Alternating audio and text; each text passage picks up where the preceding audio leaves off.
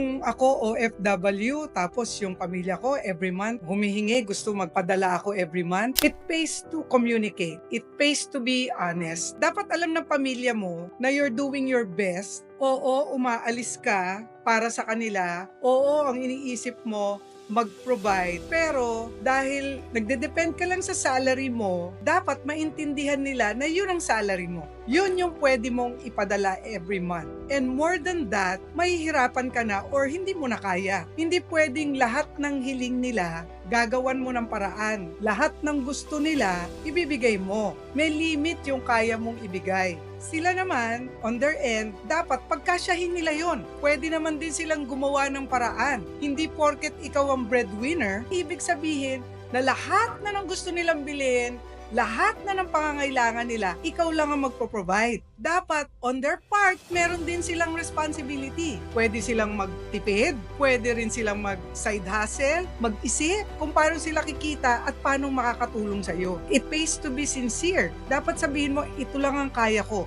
More than that, hindi ko na kaya kasi ito lang ang sweldo ko. Hindi mo pwedeng lahat ng pangangailangan nila ibigay mo kasi yun nga lang yung inabot ng sweldo mo. Dapat mag-usap kayo. Dapat alam nila yung expectation para alam nila pag anuman yung dumating, dapat yun ang pagkasyahin nila. Kung hindi kasya, gagawa sila ng paraan.